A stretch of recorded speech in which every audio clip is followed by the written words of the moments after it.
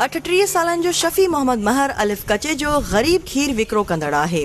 2010 जी ॿोॾ खां पोइ हिन पाकिस्तान कार्ड त हासिल करे छॾियो, पर हुनखे पैसा अञा ताईं न मिली सघिया। कार्ड हर शइ मिली वियो, त बि 5-6 हज़ार ख़र्च कयो, अॼु वियासीं सुभाणे वियासीं परीहं मिले कुझु कोन। सखर खां 4 किलोमीटर परे अलिफ कचे वारे इलाइक़े में 2010 में आयल ॿोॾ खां पोइ 7 ॻोठनि मां अटकल 1000 माण्हुनि पाकिस्तान कार्ड जे लाइ दरख़्वास्तूं ॾिनियूं, पर सिर्फ़ 200 माण्हुनि खे ई पाकिस्तान कार्ड मिली सघियो, जिन मां कुझु माण्हुनि खे ई 2 क़िस्तूं मिलियूं, जॾहिं त वेरिफिकेशन जे बावजूदि बाक़ी माण्हुनि खे पैसा न मिली सघिया। शफ़ी मोहम्मद भी केतिरा ई भेरा वेरिफिकेशन जे बावजूदि पाकिस्तान कार्ड जा पैसा हासिल करण लाइ पंहिंजा हज़ारे रुपया विञाए चुको आहे। वञूं था, तुंहिंजा पैसा न आया आहिनि, छवीहनि जो कार्ड विधोसीं, पैसा न आया, संजा जी कार्ड खणी आया, पैसा न आया आहिनि, पर इहा ॻाल्हि हली वेरीफाई कराए असां इन ते वॾा ख़र्च कया आहिनि। पोइ वरी तव्हां वरी ॿीहर वेरीफाई कर, वरी आख़िरी में छा था चवनि, हे बाबा तव्हां ख़तमु थी विया, वरी ॿीहर नओं ठाहे।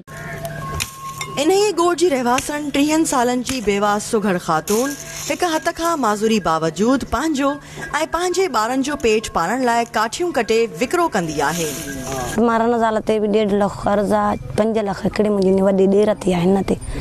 वीचारे जा जान पुटड़ा आहिनि, उन्हनि खे कार्ड वतन कार्ड ई न मिली सघिया, पाण वीचारे खे मोर न मिलिया, जाते जो चवनि उते 2000 3000 2000 3000 भाॼी उते बि ख़र्च मिले ई वतन कार्ड न। पोइ हिननि जी दिलि खटी थी वई, चई बसि उहा गुरीब त भली, जॾहिं मिले कान त भाई छा कयूं, गवर्नमेंट ॾे ई कान थी भाॼी। ॻोठ जो चङो मुड़ुसु 38 सालनि जो अलाह ॾिनो पंहिंजे ॻोठ जे माण्हुनि खे पाकिस्तान कार्ड मां पैसा कढाइण लाइ हर ॾींहुं वेरिफिकेशन कराइण लाइ सरकारी ऑफिसनि जा चकर काटींदो रहंदो आहे। संदसि मूजिबि खेसि हर जाइ तां रिश्वत तलब कई वञे थी। 200 खे जिनखे मिलिया बि आहिनि, कंहिंखे हिकु क़िस्त मिली आहे, कंहिंखे ॿी क़िस्त मिली आहे, कंहिंखे मूरो मिली न आहे। ॻोठाणा वरी बि अञा ताईं पंहिंजे परेशाननि में जेको आहे सो भॼ डुक में जे वञनि था नादरा में त बाबा तव्हांजो वतन कार्ड मिली वियो, उते रिश्वत जे हिननि खे ॾेई करे वतन कार्ड फारग कनि था, वरी वञनि था बैंक ते, उते पैसा नथा निकिरनि।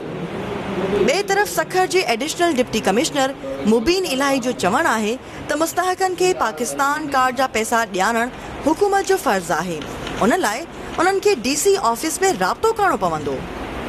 एक दफ़ा जो चीज़ इंदराज हो गया वो एक कानूनी लाइबिलिटी है हुकूमत पाकिस्तान, हुकूमत सिंध के ऊपर, उसको डिस्पोज करना हमारा ना सिर्फ फ़र्ज़ है बल्कि हमें इस चीज़ के लिए ही रखा गया है, इधर इस हुकूमत का हिस्सा बने। तो उसके अंदर अगर लोगों को शिकायत हैं तो वो DC ऑफिस में आ सकते हैं। शफ़ी मोहम्मद पाकिस्तान कार्ड मां मिलण वारनि पैसनि मां पंहिंजे ख़ानदान जे बहितर मुस्तक़बिल जे लाइ केतिरा ई ख्वाब सजाए वेठो आहे। असां अवल मकान ठाहींदासीं पंहिंजो, बाबे जो बि ठही वेंदो, असां पंहिंजो बि ठाहींदासीं, जेके टिनि भाउरनि जी शादी आहे उन्हनि खे बि कमरो अलॻि सियारो अचे थो। ही समय बोर्ड मुतासिर इन आस में वेठल नज़र अचनि था त पाकिस्तान कार्ड सिर्फ़ कार्ड न रहंदो ऐं कॾहिं त पैसा ॾींदो, जंहिंसां हू पंहिंजा घर ॿीहर ठाहे सघनि था। कैमरामैन सईद भयो सां गॾु नौमिता गुल, KTN न्यूज़ सखर।